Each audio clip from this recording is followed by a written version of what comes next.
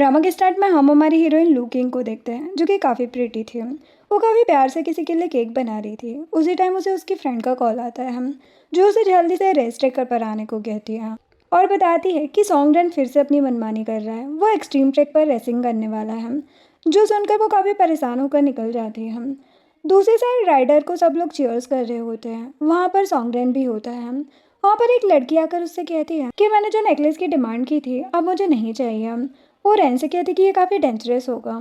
रैन उसके फोrehead पर किस करता है और कहता है कि तुम्हारे लिए मैं कुछ भी करूँगा।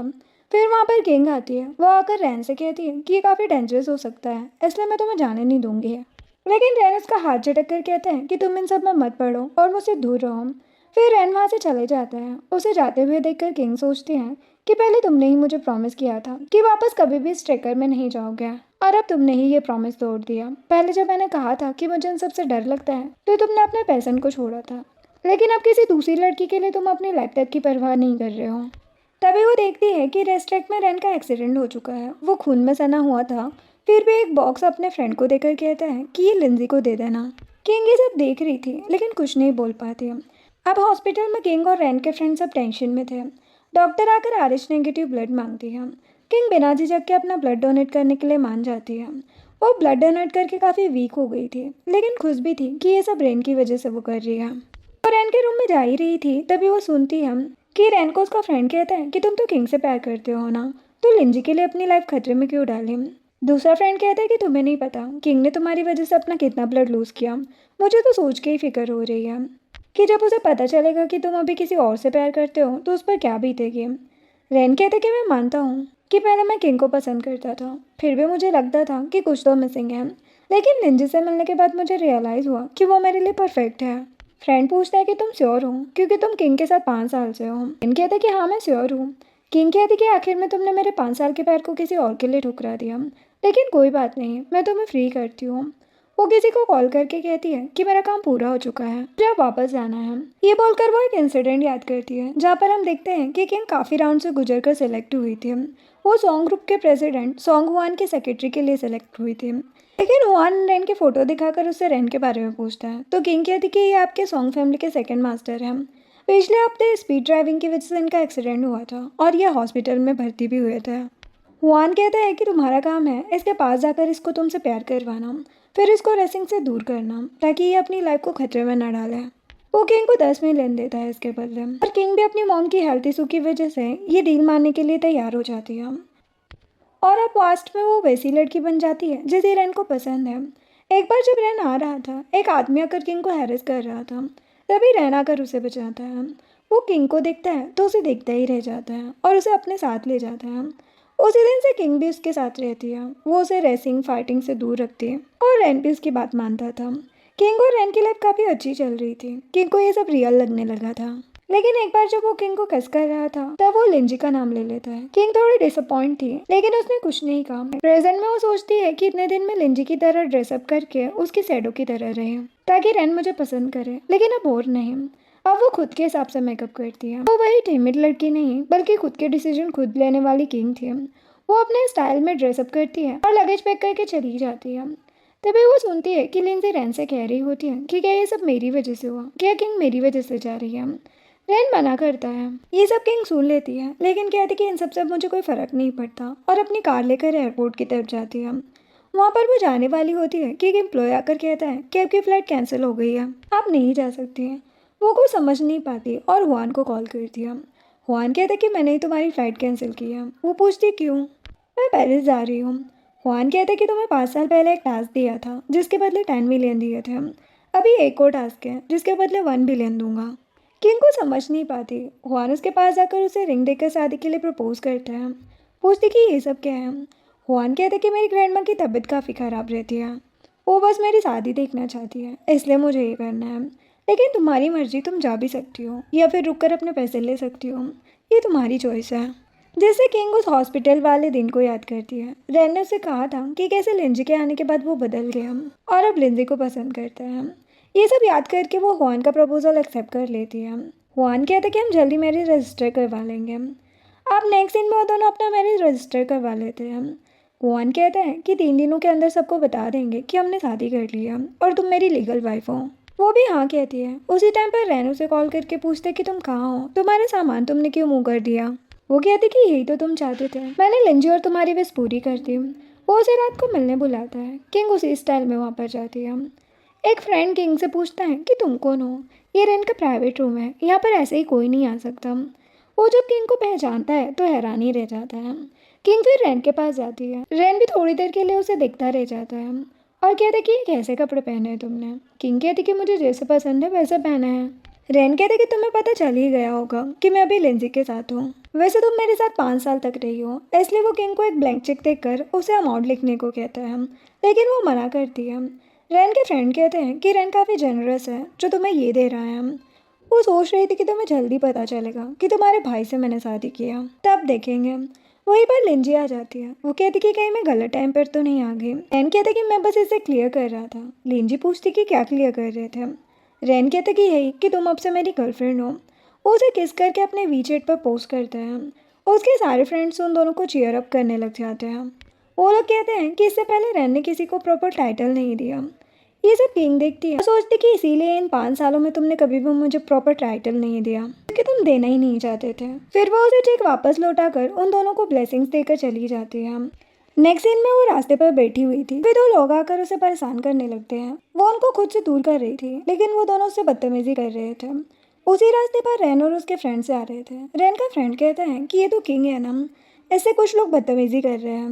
लेंजी उसी टाइम रैन को पकड़ कर कहती कि हाँ तुम जाकर उसकी हेल्प करो, आखिर तुमने 5 साल उसके साथ बिताए हैं। ये बोलकर वो विक्टिम कार्ड प्ले करती है। उसकी बातों में आकर रैन कहता है कि पहले मेरा उससे रिश्ता था, अब नहीं। अब वो जिए या मरे मुझे उससे कोई फर्क नहीं पड़ता। देन रैन और उसके फ्रेंड ड्रिंक करते हुए वहाँ से चले जाते हैं।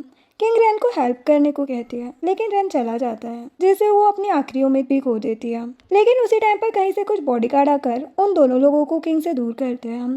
तभी वो वहाँ पर हुआन को देखती है और हुआन के साथ कार में बैठती है। उसकी हालत देखकर हुआन उससे रीज़न पूछता है, लेकिन वो जवाब देने की हालत में नहीं थी।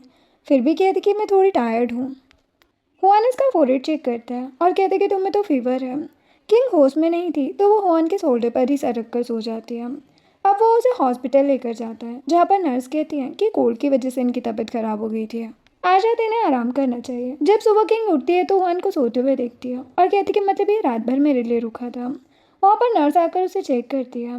हुआन जाकर किंग से पूछता है कि क्या तुम ठीक हो, तो वो हाँ कहती है। वो उसे मैरिज सर्टिफिकेट देता है, एक एग्रीमेंट देकर कहता है कि जब तुम ठीक हो जाओगी तो मैं मेरी फैमिली से मिलवाने ले जाऊंगा। और फिर उसे रेस्ट करने को कहता है और कहते कि मैं डिस्चार्ज प्रोसीजर फील करने जा रहा हूँ। वहीं पर लिंजी का चेकअप करवाने के लिए रैन भी आया था। वो दोनों नर्स आपस में बात कर रही होती है कि रैन भी अपनी गर्लफ्रेंड का चेकअप करवाने आया था। वो लोग सच में लवली कपल है। ये सब किंग सुन रही थी। वहाँ पर रैन अपने भाई को देखता है तो पूछता है कि आप हॉस्पिटल में क्या कर रहे हैं। हुआन कहते कि तुम्हारी सिस्टर इन लॉ की वजह से आया हूँ। रैन कहते कि सिस्टर इन लॉ, मुझे इस बारे में क्यों नहीं पता। हुआन कहते कि कुछ ही दिनों में मैं फैमिली वालों को इस बारे में बताने वाला हूँ। फिर हुआन चला जाता है। रैन वहाँ पर किंग को देखकर कहता है कि तुम यहाँ पर क्या कर रही हो, तुम यहाँ पर भी मेरा पीछा कर रही हो। मैंने तुमसे कितनी बार कहा कि हम दोनों अब एक साथ नहीं हो सकते। वहीं पर किंग कहती कि मुझे फीवर हो गया था तो चेकअप के लिए आई हूँ, तुम फिक्र मत करो, मैं तुम्हें परेशान नहीं करूँगी। रैन कहते कि यही तुम्हारे लिए ठीक रहेगा। तभी वहीं पर बहुत सारे लोग दौड़कर आ रहे थे। एक मैडमैन वहाँ पर नाइफ लेकर आता है। रैन लिंजी को प्रोटेक्ट करता है और वो नाइफ से किंग पर हमला कर देता है, जिससे वो इंजर्ड हो जाती है।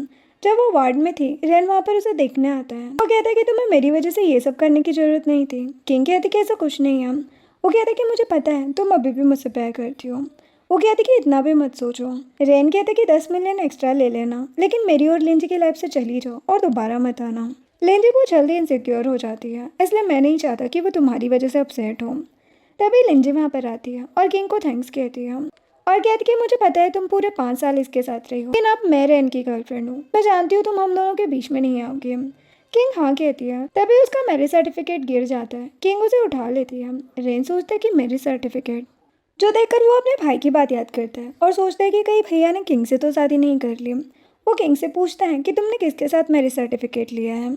किंग कहती कि इससे तुम्हारा कोई लेना देना नहीं है, तुम तो यही चाहते थे ना कि मैं तुमसे दूर रहूँ। रैन कहता है कि ये तुम मुझसे इतना प्यार करती है, जरूर ये मैरिज सर्टिफिकेट फेक होगा। लिंजी कहती कि इस हॉस्पिटल की स्मेल से मुझे चक्कर आ रहे हैं, कुछ अच्छा नहीं लग रहा, और उसे राइट देने को कहती है। जब कार किंग चला रही थी, पीछे लिंजी रैन से कहती है कि मैंने वो परफ्यूम यूज़ किया लेकिन कुछ अजीब फील हो रहा है। रैन पूछता है कि तुमने क्यों यूज़ किया, लेकिन लिंजी उसे हेल्प करने को कहती है और रैन को किस करने लग जाती है। ये देखकर किंग कार रोक देती है, जिससे रैन उसे डांट देता है। वो कहती कि मेरा स्टॉप आ गया है और वो उतर जाती है। किंग के पेट में दर्द हो रहा था, वो वहाँ पर टैक्सी का वेट कर रही होती है।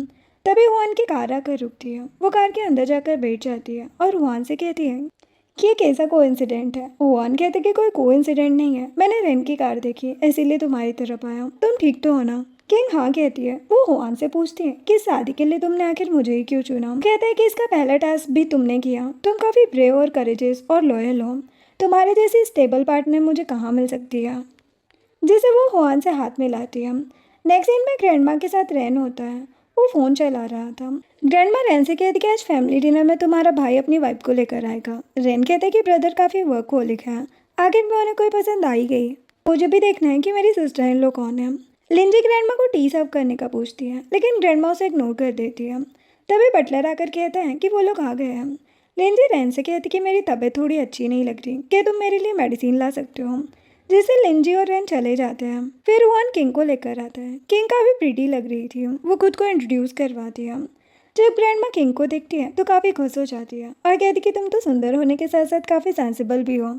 हुआन हमेशा काम पर ध्यान देता है। फ्यूचर में तुम इसे थोड़ा टाइम देना, इसकी आदतों को समझने में थोड़ा टाइम लगेगा, लेकिन तुम दोनों खुश रहोगे। हुआन कहता है कि मैंने इसे सब कुछ बता दिया है और हम दोनों जल्दी शादी करने वाले हैं, जिससे ग्रैंडमा बहुत ज़्यादा खुश हो जाती है और अपने सर्वेंट से जेड ब्रेसलेट लाने को कहती है और किंग को पहना देती है। किंग कहती कि ये काफ़ी वैल्यूबल है। ग्रैंडमा कहती है कि तुम अभी सॉन्ग फैमिली की डॉटर इन लो हो, तो फैमिली की खानदानी चीज़ तो तुम्हें ही मिलना चाहिए ना। ग्रैंडमा हुआन को फिर बाहर भेज देती है और कहती कि मुझे किंग से अकेले में बात करनी है। पहले तो किंग थोड़ी घबरा जाती है, लेकिन बाद में कंफर्टेबल हो जाती है। बाहर हुआन अपने बटलर को मैरिज अरेंजमेंट की प्रिपरेशन के बारे में पूछता है। बटलर उसे डिज़ाइन दिखाता है। हुआन उसे ये बात किंग को बताने से मना करता है, लेकिन जब किंग अपने रूम में होती है तो बटलर उसे वो डिज़ाइन दिखाता है, जो कि किंग को काफ़ी पसंद आते हैं। बटलर कहता है कि बॉस ने आपको ये बताने से मना किया था, तो आप उन्हें बताना मत। वो हंसकर हाँ कहती है। तभी हुआन आता है और बटलर निकल जाता है। हुआन पूछते कि बटलर ने तुमसे क्या कहा। किंग कहती कि अरेंजमेंट के बारे में बात हो रही थी। हुआन कहते कि कुछ ही दिनों में हमारी शादी होगी, सब लोगों को पता चल जाएगा, रेन को भी पता चलेगा, तुम्हें कोई प्रॉब्लम तो नहीं है। किंग कहती कि अब मुझे उससे कोई फ़र्क नहीं पड़ता। उसी टाइम पर हुआन रिंग निकाल कर कहता है कि ये मिस्टर लू की डिज़ाइन की गई कलेक्शन में से एक है, तो पसंद तो आई ना। किंग सोचती है कि पास में ऐसे ही एक बार वो लोग शॉपिंग के लिए गए थे और उसे ऐसी रिंग पसंद आई थी, लेकिन रन ने उसे मना कर दिया था, ये कहकर कि ये बिल्कुल अच्छी नहीं लग रही है, कुछ दूसरा खरीद लेंगे। वो काफ़ी उदास हो गई थी। आप प्रेजेंट में वही रिंग देखकर हुआन से पूछती है, आखिर ये एक सेटअप मैरिज है, तुम इतनी छोटी छोटी चीज़ों को लेकर माइंडफुल क्यों हो। हुआन कहते कि भले ही ये कॉन्ट्रैक्ट मैरिज है, लेकिन ग्रैंडमा वहाँ पर होगी, अगर उन्हें थोड़ा भी अजीब लगेगा तो सब कुछ एक्सपोज हो जाएगा, बाहर वाले भी ध्यान से देखेंगे, कंपनी पर भी इस शादी का असर पड़ेगा। जो सुनकर किंग कहती कि तब तो मुझे मिसेस सॉन्ग का रोल अच्छे से निभाना पड़ेगा। नेक्स्ट सीन में सब लोग लिंजी का बर्थडे सेलिब्रेट कर रहे होते हैं, लेकिन रैन अपने ख्यालों में खोया था। लिंजी उसके पास आकर पूछती है तो वो कुछ नहीं बोलता। लिंजी कहती कि मुझे मैंगो केक खाने का मन है। वो कहता है कि मैं किंग को कॉल करके लाने के लिए बोलता हूँ। दूसरी तरफ किंग हुआन के साथ डिज़ाइन करती है। तभी रैन का कॉल आता देखकर वो इग्नोर कर देती है। हुआन कहता है कि क्या तुम रैन का कॉल पिक नहीं करोगे। वो कहती कि ये उतना ज़रूरी नहीं है। वो अपनी डिज़ाइन दिखाती है हुआन को। वो कहते कि तुम तो काफ़ी टैलेंटेड हो। किंग कहती कि ये तो बस ऐसे ही है। फिर वो उस डिज़ाइन पर और काम करती है। उसे काम करता हुआ देखकर हुआन थोड़ी देर के लिए रुक जाता है। वो गौर से सिर्फ उसे देखे जा रहा था, जैसे कब से वो इस पल के लिए इंतज़ार में हो। इधर किंग जब फ़ोन नहीं उठाती तो रैन गुस्सा हो जाता है और कहते कि उसके अपार्टमेंट में जाकर उससे बात करूंगा, ये मेरा कॉल क्यों नहीं रिसीव कर रही है। लेकिन लिंजी उसे रोक लेती है और कहती कि आज मेरा बर्थडे है, तुम मुझे छोड़कर नहीं जा सकते। मैं जानती हूँ कि तुम दोनों इनोसेंट हो, लेकिन मुझे कहीं ना कहीं डर लगता है कि तुम उसके पास चले जाओगे और वापस नहीं आओगे। रैन उसे ऐसा सोचने से मना करता है। रैन के फ्रेंड कहते हैं कि वो तुम्हें और लिंजी को देखकर जेलस हो गई होगी और फ़ोन नहीं उठा रही है, शायद प्ले हार्ड टू गेट खेल रही है। लेकिन तुम फिक्र मत करो, ये नाटक ज़्यादा दिन तक नहीं चलेगा, वो जल्दी तुम्हारे पास लौट आएगी। लिंजी कहती कि मुझे अकेले रहने में डर लगता है और मैं चाहती हूँ कि हर दिन मैं तुम्हें देखूँ, तो क्या मैं तुम्हारे विला में शिफ्ट हो सकती हूँ जिससे हम दोनों साथ रहें। रैन हाँ कहता है। Next day king wedding dress try करने के लिए शॉप पर आती है। वहाँ पर एक एम्प्लॉय आकर उसे रिंग देती है जो कि काफ़ी खूबसूरत थी और उसे फिट भी आ जाती है। वो हुआन को दिखाती है कि मुझे फिट भी आ गई। वो हंसता है। फिर वो वेडिंग ड्रेस ट्राई करती है। उसमें वो काफ़ी खूबसूरत लग रही थी। वो खुद को इतना खूबसूरत देख कर एक एम्प्लॉय से पूछती है कि ये मैं ही हूँ ना, ये ड्रेस सच में बहुत खूबसूरत है। एम्प्लॉय कहती है कि मिस्टर सॉन्ग ने खुद से इस ड्रेस को कस्टमाइज करवाया है। इसमें लगाए गए सारे डायमंड इसकी खूबसूरती को बढ़ा देते हैं। वहाँ पर जब हुआन आता है तो किंग को दिखता ही रह जाता है और कहते हैं कि इसमें तो तुम बहुत सुंदर लग रही हो। इधर रात को घर पर रैन ड्रिंक करके आता है। वो हाउस में बिल्कुल भी नहीं था। वो देखता है कि लिंजी अपने हिसाब से बैठ कर फ़ोन चला रही है और घर बिखरा हुआ है, लेकिन उसे कोई परवाह नहीं। वो जब उसे देखती है तो कहती कि तुम आ गए।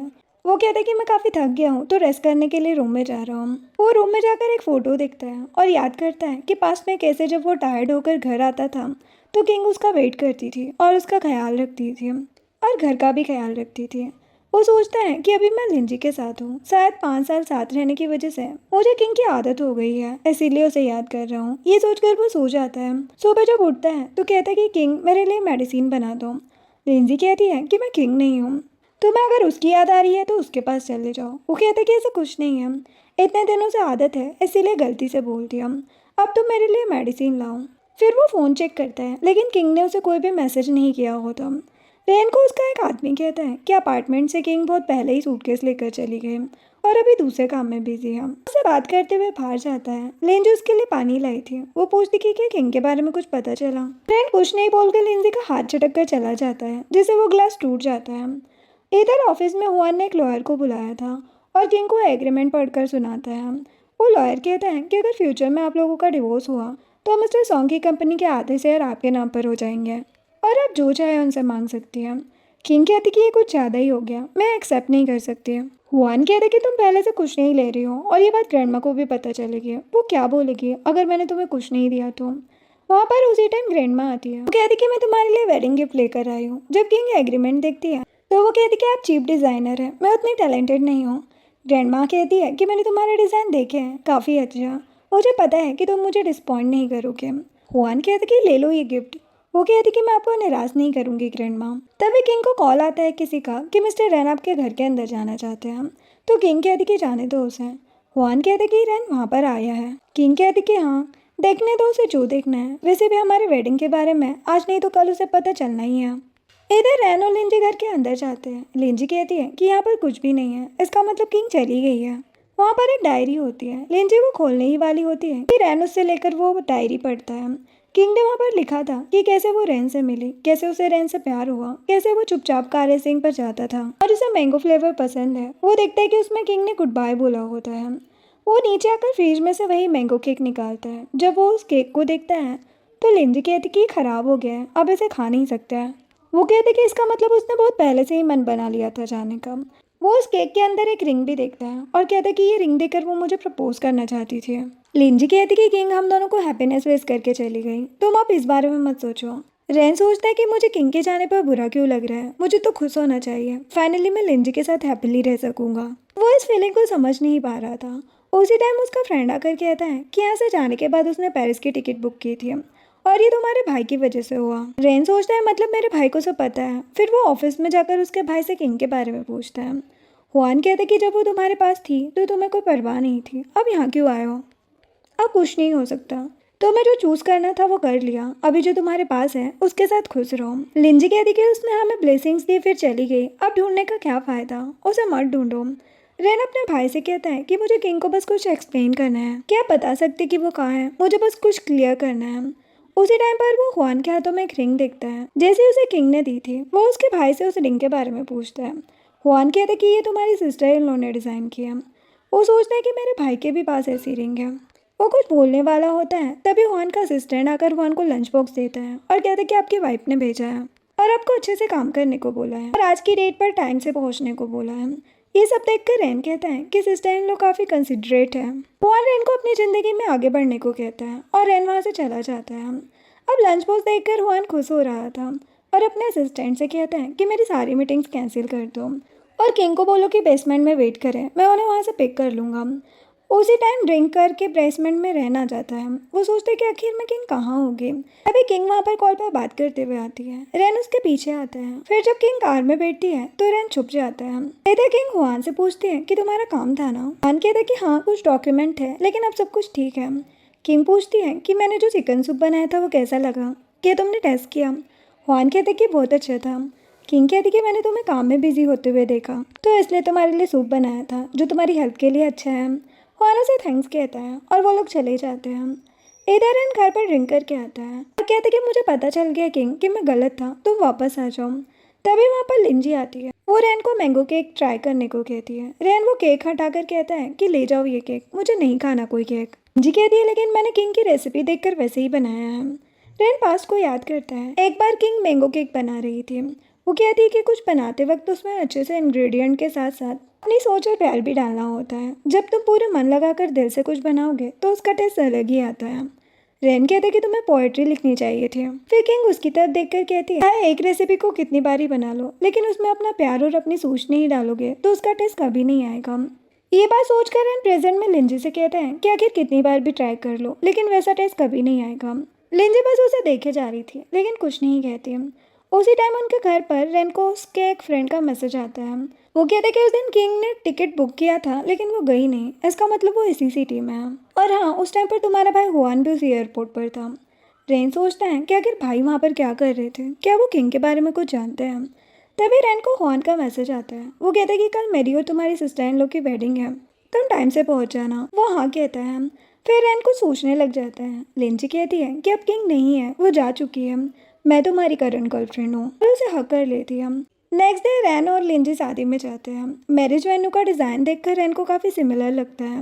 वो याद करता है कि पास में ऐसा ही एक डिज़ाइन किंग ने डिज़ाइन किया था। वो कह रही थी कि हमारे मैरिज वेन्यू का डिज़ाइन ऐसा रखेंगे, सभी तक मेरे खुद के हाथों से डिजर्ट बनाकर रखूंगी, आपको पता चलेगा कि मैं तुमसे कितना प्यार करती हूँ। प्रेजेंट में रैन सब गौर से देखता है, जाकर डेजर्ट चेक करता है। वो मैंगो केक बिल्कुल किंग के बनाए हुए केक की तरह लग रहा था। रैन उस वेटर से पूछता है कि ये केक किसने बनाया है। लिंजी कहती कि किंग यहाँ नहीं है, वो जा चुकी है। वो लिंजी का हाथ झटक देता है जिससे वो गिर जाती है।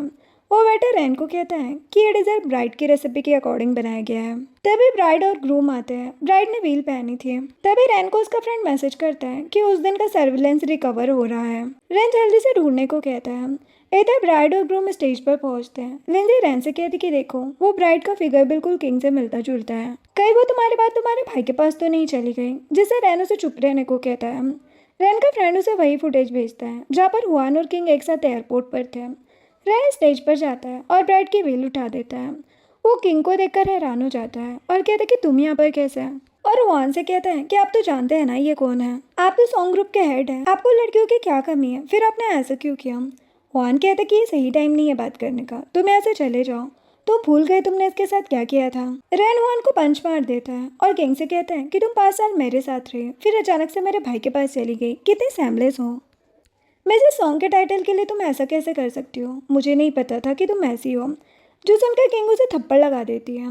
रैन कहते कि तुमने इसकी वजह से मुझे मारा। किंग कहती कि मेरा और तुम्हारा रिलेशन कब का टूट चुका है, और तुम्हें तो लिंजी पसंद थी ना, आखिर में तुमने अपना डिसीजन ले लिया तो अब मेरा तुमसे कोई लेना देना नहीं है।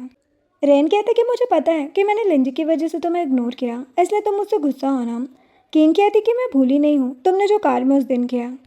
मेरी फेवरेट स्कर्ट उसे देती, हर बार उसे प्रायोरिटी थी। रैन कहता कि मुझे पता है, मैं मानता हूँ कि मेरी गलती है, मुझे माफ़ कर दो। वो उसे रिंग देकर प्रपोज करता है लेकिन वो मना कर देती है। आखिर में वो डॉक्यूमेंट लाकर उसका और हुआन का एग्रीमेंट दिखाती है और कहती कि जब मुझे पैसों की जरूरत थी, हुआन ने ही मुझे 10 मिलियन दिए थे और उसके बदले ये डील की थी कि मैं तुम्हारे पास जाऊँ, तुम्हें अपने प्यार में गिराऊँ और तुम्हें डेंजर से दूर रखूँ। इन 5 सालों में मैंने सब कुछ पैसों के लिए किया, मैंने कभी तुमसे प्यार किया ही नहीं था। तुम इस बात को जितना जल्दी समझ जाओ तुम्हारे लिए उतना ही बेहतर है। रैन फिर भी कहते कि तुम झूठ बोल रही हो, ऐसा नहीं हो सकता, तुम सिर्फ मुझसे प्यार करती हो, तुम गुस्से में मेरे भाई से शादी कर रही हो। किंग कहती है कि इन 5 सालों में मैंने कभी तुमसे प्यार किया ही नहीं। रैन कहते कि तुमने ये सब पैसों के लिए किया ना, मैं तुम्हें उसका डबल दूंगा, अब तो ठीक है ना। किंग कहती कि तुम समझे नहीं, मैंने कभी भी तुमसे प्यार नहीं किया था, मैं कॉन्ट्रैक्ट की वजह से तुम्हारे साथ थी। लिंजी कहती है कि अब यहाँ रह के क्या फ़ायदा, उसने कह दिया कि वो तुम्हारे साथ तुम्हारे पैसों के लिए थी, वो तुमसे प्यार नहीं करती थी, अभी भी वो तुम्हारे भाई से सॉन्ग फैमिली की वेल्थ के लिए शादी कर रही है। लेकिन रैन उसे थप्पड़ लगा देता है और कहता है कि तुम्हारी वजह से ये सब कुछ हुआ। अगर तुम ना होती तो किंग मुझसे कभी दूर ना हुई होती है। तुम्हारी वजह से मेरी लाइफ ऐसी हो गई है। किंजी कहती कि मैंने ये सब तुम्हारे अच्छे के लिए किया। जैसे वो उसे इग्नोर करके कहता है कि हुआन ये सब तुम्हारी वजह से हुआ है। तुम क्लियरली जानते थे कि किंग मेरी गर्लफ्रेंड है, उसे तुमने मुझसे छीन लिया। हिम्मत है तो मेरे साथ लड़कर देखो, मेरा सामना करो। हुआन कहते कि तुम अभी बच्चों जैसी हरकतें कर रहे हो। किंग हुआन से कहते कि इसकी बातों पर ध्यान मत दो। हुआन रैन को कहते कि ठीक है, लेकिन अगर तुम हार गए तो तुम्हें किंग को सिस्टर इन लॉ कहना पड़ेगा। फिर वो दोनों फाइट करते हैं। हुआन उसे पंच करता है और रैन नीचे गिर जाता है। लिंजी उसके पास उसे उठाने के लिए आती है, लेकिन वो उसे धक्का देकर फिर से लड़ता है। लेकिन हुआन से वो जीत नहीं पाता। वो किंग के पास जाकर कहता है कि मेरे भाई ने तुम्हें डराया है, मैं जानता हूँ, तुम बस मेरे साथ चलो। किंग कहती कि मैंने कितनी बार तुमसे कहा है कि मैं तुमसे प्यार नहीं करती, मैं हुआन से प्यार करती हूँ। अगर तुम आज जीत भी जाते मैं फिर भी तुम्हें नहीं चुनती, क्योंकि मैं तुमसे प्यार ही नहीं करती। रेन कहता है कि वो 5 साल वो नाटक नहीं हो सकता, तुम सच में मुझसे प्यार करती हो, मेरी परवाह करती हो। तभी हुआन आकर उससे कहता है कि वो अब तुम्हारी राइटफुल सिस्टर इन लॉ है, अब तुम्हारा किंग से कुछ लेना देना नहीं है, तुम अब से उसे परेशान नहीं कर सकते। वो गार्ड्स को बुलाकर रेन को वहाँ से ले जाने को बोल देता है। जिसके बाद वेडिंग होती है और सारे लोग उनके लिए क्लैपिंग करके उन्हें विश करते हैं। अब घर आकर रेन बहुत ही ज़्यादा ड्रिंक कर लेता है और कहता है कि किंग मुझसे बहुत प्यार करती है, वो मुझे छोड़ नहीं सकती, मेरे भाई ने उसे धमकाया होगा। वो अपने पास को सोच सोच कर रिग्रेट कर रहा था। इधर लिंजी उस घर के बाहर थी। वो दरवाज़ा खोलने को कहती है, लेकिन जब वो नहीं खोलता तो पासवर्ड डालकर खुद ही आ जाती है और रेन का एक फ्रेंड भी आ जाता है। लिंजी उसे ऐसी हालत बनाने से मना करती है और कहती कि किंग अब लीगली तुम्हारी सिस्टर इन लॉ है, तो किंग को भूल जाओ और एक नई लाइफ स्टार्ट करो। लेकिन रैन उसकी बात नहीं सुनता और अपने फ्रेंड से पूछता है कि किंग और रुहान अभी कहाँ पर रहते हैं। फ्रेंड कहते हैं कि रोंगान विला में। बाद में उनको ढूंढने जाता है। लिंजी भी उसके पीछे जाती है। वो किंग के घर के दरवाजे पर आकर उसे फिर से बुलाता है और माफ़ी मांगता है। लिंजी कहती कि पागल मत बनो, वो नहीं आएगी वापस, हम लोग चलते हैं। लेकिन वो लिंजी को धक्का देकर कहता है कि मैं कहीं नहीं जाऊँगा, मुझे किंग से मिलना है। वो घर से निकलते टाइम अपने साथ टेबल पर से एक नाइफ लेकर जाता है। फिर किंग के नए घर का गेट खोलकर वो लोग जब अंदर जाते हैं तो हुआन कहता है कि तुम यहाँ पर क्या कर रहे हो। रेन कहता है कि मैं मानता हूँ कि मेरी गलती है, मुझे माफ़ कर दो, मुझे बस किंग से मिलना है, कुछ सवाल पूछने हैं जिसके जवाब अगर मुझे नहीं मिले तो मैं पागल हो जाऊँगा, मैं बस उससे मिलना चाहता हूँ। हुआन कहता है कि वो अभी तुमसे नहीं मिल सकती, तुम्हारे पास इन 5 सालों में कितने चांसेस थे, लेकिन तुमने उसकी कदर नहीं की, उसे ठीक से नहीं रखा, और अब जब वो तुम्हारी सिस्टर इन लॉ बन चुकी है तो तुम उसे हैरेस कर रहे हो, चले जाओ यहाँ से। लिंजी रैन से कहती कि चलो हम चलते हैं यहाँ से, लेकिन रैन उसकी बात नहीं सुनता। तभी वहाँ पर किंग आ जाती है और हुआन से पूछती कि क्या हुआ। रैन उसे देखकर कहते कि मुझे माफ़ कर दो। किंग कहती कि हमें इन सबका कोई मतलब नहीं है, लेकिन रैन फिर भी बार बार उससे यही कहता है कि हमारे वो 5 साल जब हम साथ रहे वो झूठे नहीं हो सकते हैं, तुम आज भी मुझसे प्यार करती हो। किंग गुस्से में कहती है कि मैंने कितनी बार तुमसे कहा कि मैंने कभी तुमसे प्यार किया ही नहीं। उसी टाइम रैन वही नाइफ निकालता है। किंग कहती कि यहाँ पर ऐसी चाइल्डिश ट्रिक मत करो। लिंजी भी कहती कि नाइफ को फेंक दो। एट द एंड वो खुद ही हर्ट होता है। रैन किंग से कहता है कि मैं उस वाइट ड्रेस पहनी साइकिल को भूल नहीं सकता, आखिर तुमने मुझे क्यों छोड़ दिया। लिंजी कहती कि तुम्हारी हालत तो देखो, खून निकल रहा है, वो तुमसे प्यार नहीं करती, मैं सबसे ज़्यादा प्यार करती हूँ तुम्हें। लेकिन रैन किंग से पूछता है कि क्या तुमने कभी भी मुझसे प्यार नहीं किया। किंग कहती है कि जब मैं थी तब तुमने कदर नहीं की। तभी रैन बेहोश हो जाता है। लिंजी कहती कि क्या हुआ तुम्हें। नेक्स्ट सीन में रैन हॉस्पिटल में होता है। लिंजी उसके पास बैठी हुई थी। किंग और रुहान बाहर थे। डॉक्टर आकर बताते हैं कि वो ठीक है, अभी उसे प्रॉपर रेस्ट की ज़रूरत है। किंग हुआन से कहती है कि जब वो ठीक है तो हमें भी चलना चाहिए। दूसरी तरफ रैन को उसकी चेस्ट में बहुत पेन हो रहा था।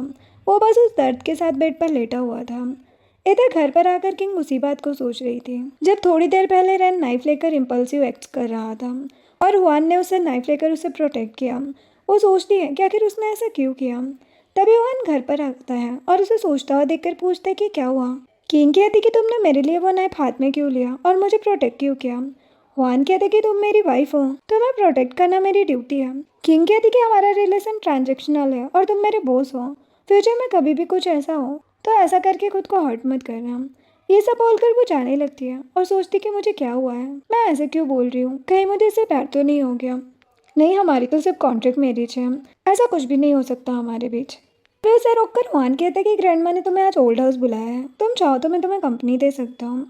किंग उसे मना करती है और कहती कि मुझे पता है कि तुम कितने बिजी हो, मैं तुम्हारा टाइम वेस्ट नहीं करना चाहती, मैं खुद चली जाऊँगी। हुआन उसे कुछ कहना चाहता था लेकिन कह नहीं पाता।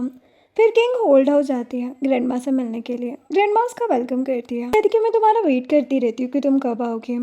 किंग उनसे उनकी हेल्थ के बारे में पूछती है। ग्रैंडमा कहती है कि तुम्हें देख लिया ना तो आप ठीक हो जाओगे, जिससे किंग स्माइल करती है। ग्रैंडमा उससे पूछती है कि कहीं हुआन तुम्हें बुली तो नहीं करता, काम की वजह से तुम्हें नेग्लेक्ट तो नहीं करता। किंग कहती कि ऐसा कुछ भी नहीं है। वो सोचती है कि ग्रैंडमा को हमारे कॉन्ट्रैक्ट के बारे में कुछ नहीं पता, अगर उन्हें इस बारे में पता चलेगा तो उन्हें बहुत बुरा लगेगा। ग्रैंडमा कहती है कि हुआन पहले से ही ऐसा है, सारा दिन काम में उसका ध्यान रहता है, काम के अलावा किसी चीज़ पर ध्यान ही नहीं देता, वो अपनी कंपनी और अपने काम में ही उलझा रहता है। किंग कहती कि वो मेरे साथ काफ़ी अच्छा है। तभी वहाँ पर हुआन आकर ग्रैंडमा से कहता है कि आप मेरी पीठ पीछे क्या बातें कर रही हैं। ग्रैंडमा कहती है कि तुम काम में बहुत बिजी रहते हो, तो मैं किंग से उसका हालचाल पूछ रही थी। हुआन कहता है कि हम दोनों काफ़ी खुश हैं एक साथ, आपको फिक्र करने की ज़रूरत नहीं है। तभी उसे कंपनी से कॉल आता है। ग्रैंडमा किंग को एक ज्वेलरी स्टोर का इनविटेशन देते हुए कहती कि मैं तो नहीं जा पाऊंगी, मेरे बदले तुम चली जाना। अब घर पर अपने लैपटॉप पर किंग कुछ काम कर रही थी। हुआन देखते कि किंग उसका वेट कर रही थी। किंग जब हुआन को देखती है तो कहती कि मैंने तुम्हारे लिए पॉरिज बनाया है। हुआन उसे अपना एक प्रोजेक्ट देता है और कहता है कि इससे तुम्हें आगे जाकर और अपॉर्चुनिटी मिलेगी। किंग उसे थैंक्स बोलकर हक करती है, फिर उससे दूर होती है और हुआन से पूछती है कि क्या तुम ज्वेलरी स्टोर में मेरे साथ चलोगे। वो कहते कि ऑफिस में कुछ काम है। किंग कहती कि सॉरी कोई बात नहीं, तुम अपना काम करो। किंग फिर से अपने लैपटॉप में काम करने लगती है और हुआन भी वहाँ से चला जाता है। किंग सोचती है कि मैंने क्या सोचकर उसे अपने साथ चलने को कहा था, मुझे क्या लगा कि वो मेरे साथ आएगा, हमारा रिलेशनशिप कॉन्ट्रैक्ट बेस है, मैं बस उसके सारे प्लान का एक पार्ट हूँ, ऐसा ज़्यादा कुछ भी नहीं, मुझे उसके बारे में कुछ भी नहीं सोचना चाहिए। इधर हॉस्पिटल में लिंजी रैन की देखभाल कर रही थी। वो कहता है कि मुझे ये सब नहीं चाहिए। लिंजी कहती है कि अगर तुम ऐसे ही रहोगे तो तुम्हारी सेहत पर क्या असर पड़ेगा। वो लिंजी से पूछते हैं कि किंग अब क्या कर रही है, वो कैसी है। लिंजी कहती है कि वो अभी बहुत खुश है, अपनी लाइफ में ग्रो कर रही है, अब वो चीफ डिज़ाइनर बन गई है। रैन हंसता है। लिंजी कहती कि मैंने एक प्राइवेट इन्वेस्टिगेटर को हायर किया था उसके बारे में पता करने के लिए। उसने बताया कि किंग और हुआन किसी कॉन्ट्रैक्ट में है और उसी बेस पे उन्होंने शादी की है, जैसे 5 साल पहले वो तुम्हारे साथ थी। अभी भी सॉन्ग फैमिली की वेल्थ के लिए वो तुम्हारे भाई के साथ है। जो सुनकर रैन कहते कि मुझे पता था वो मेरे भाई से प्यार नहीं करती है, वो सिर्फ पैसों के लिए उसके साथ है। रैन सोचता है कि अगर किंग को पैसे ही चाहिए तो मैं उसे बहुत सारे पैसे दूंगा जिससे वो हमेशा मेरे साथ रहेगी। फिर वो लोग वहाँ से निकलते हैं। इधर पार्टी में किंग अकेली आई होती है। उसे देखकर सब लोग बोल रहे थे कि ये यंग लेडी कौन है जो ज्वेलरी स्टोर के इस इवेंट पर आई। किंग एक ड्रिंक लेती है और डायरेक्टर के पास जाती है और खुद को इंट्रोड्यूस करवाती है और कहती कि आपके साथ कॉपरेशन करके अच्छा लगेगा। डायरेक्टर कहता है कि तो आप हैं मिसेस सॉन्ग, लेकिन मुझे माफ़ करना, मैं नए लोगों के साथ काम करने के लिए आसानी से हाँ नहीं करता।